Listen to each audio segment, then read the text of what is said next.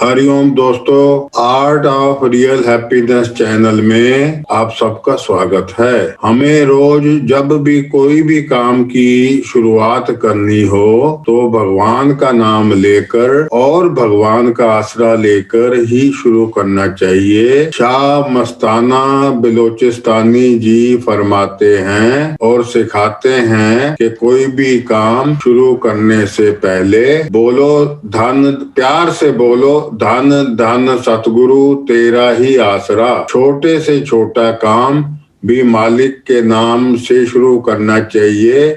यहाँ तक कि एक कमरे से दूसरे कमरे में जाओ या खाना खाओ, कोई भी काम करने से पहले भगवान का नाम जरूर लो और उसका आसरा लो। जब भी कोई भी काम की शुरुआत हम भगवान का नाम लेकर करते हैं तो वो अच्छा होता है। कबीर साहब फरमाते हैं कि नाम हरि का जप ले बंदे, नहीं तो फिर पीछे पछताएगा। नाम जपने से हमें एहसास होगा कि जर्रे जर्रे में उसकी झांकी है भगवान की, मगर ऐसी किसी सोच वाले ने ही इसकी पहचान की। कभी सोचा ये फूलों में कौन महक रहा है? जैसे फूलों में खुशबू है ऐसे ही हमें चाहिए कि आओ मिल जाएं हम सुमन और सुगंध की तरह। जैसे फूलों में खुशबू आती है, हमारे अंदर से हरि का प्यार आना चाहिए। पहला पौधा तो हर श्रृंगार है। फूलों से नित हंसना सीखो, भंवरों से नित गाना, झुकी डालियों से सीखो शीश झुकाना।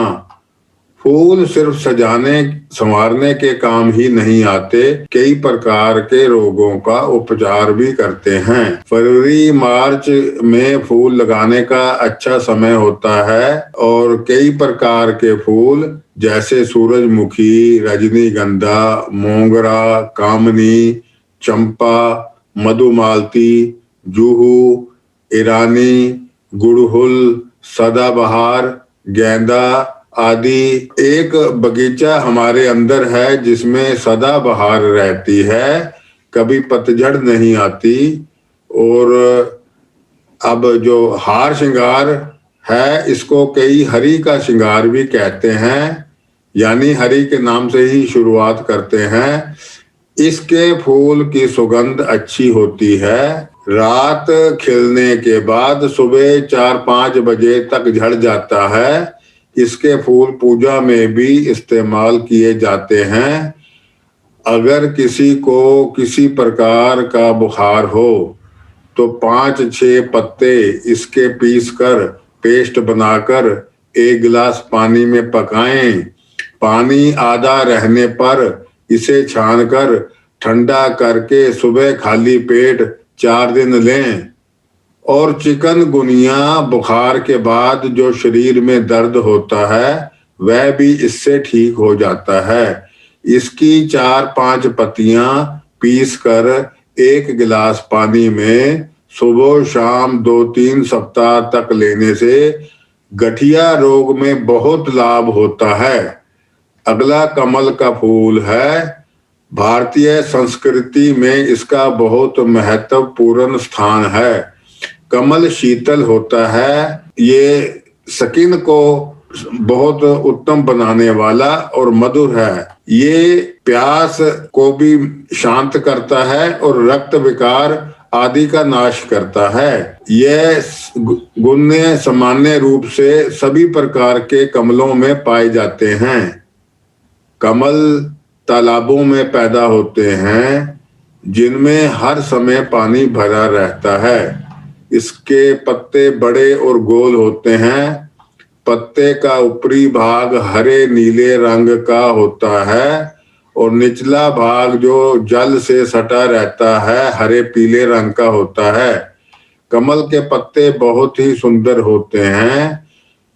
कमल के फूल समर में लगने शुरू हो जाते हैं। शुरू में इसका आकार बंद मुट्ठी सा होता है। फूल बनने पर भी इसकी सुंदरता और बढ़ जाती है।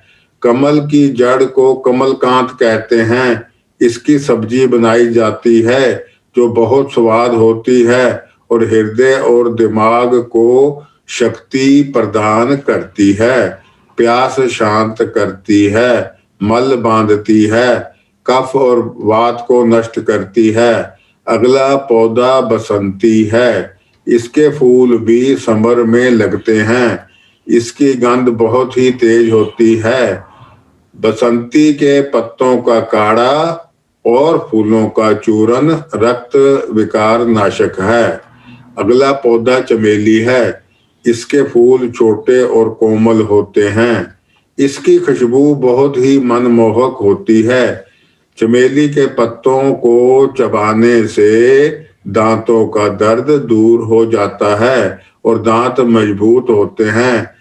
चमेली के पत्ते और जड़ का भी चूर्ण रक्त विकारों को नष्ट करता है और इससे खुशबू वाला तेल वगैरह भी बनते हैं। जूही का पौधा सफेद रंग का फूल होता है और इसकी गंध बहुत ही तेज होती है।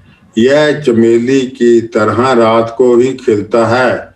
जूही का पंचांग का काढ़ा और चूर्ण ये रक्त विकार और हृदय रोगों के लिए काफी लाभकारी है। अगला फूल गेंदा है। इसके पत्तों को पानी में उबालकर कुल्ला करने से दांत का दर्द भी ठीक हो जाता है। अगला फूल गुलाब है। गुलाब का फूल फूलों का राजा कहलाता है। इसकी खुशबू बहुत अच्छी होती है। इसके फूलों में बीज नहीं लगते, इसलिए इसकी कलम काट कर लगाई जाती है। गुलाब कई प्रकार का होता है। इसके प्रयोग कई दवाओं में किए जाते हैं। ये शीतल, वीर्यवर्धक, तीनों दोषों और रक्त विकार को नष्ट करता है। इससे गुलकंद भी बनता है। इसके सेवन से पुरानी कब्ज भी दूर हो जाती है और ये आंखों को और हृदय को शीतलता प्रदान करता है। भगवान ने अनेक प्रकार के पौधे दिए हैं। हर एक के फूल, पत्ते, सब जड़ लाभकारी होते हैं। अब बसंत बहार आ गई है। फरवरी मार्च में बागों में खूब हरियाली होती है और ये 2 महीने सैर के लिए विशेष रूप से लाभकारी हैं। दूसरा, स्वामी जी महाराज ने भी आगरा में बसंत पंचमी के दिन ही सत्संग जारी किया था और लोगों को ज्ञान बांटना शुरू किया था। संत फरमाते हैं कि यही के अंदर बाग बगीचे, यही के अंदर सृजनहारा, यानी शरीर के अंदर भी बेशुमार बाग बगीचे हैं, मगर अंदर के बगीचों में पतझड़ नहीं आती। जिसे गम नहीं खिजा का वो बहार मालिक ने अंदर दी है।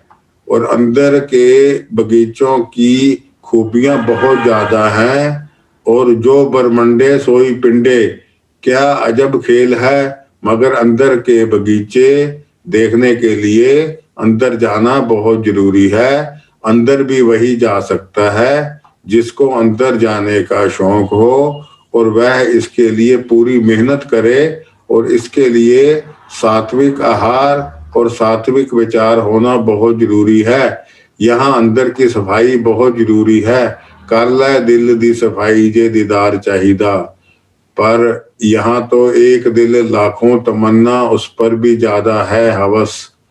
सो अगर दिल साफ करें तो अंदर जाएं और अंदर की सैर हो और रियल हैप्पीनेस का अनुभव हो।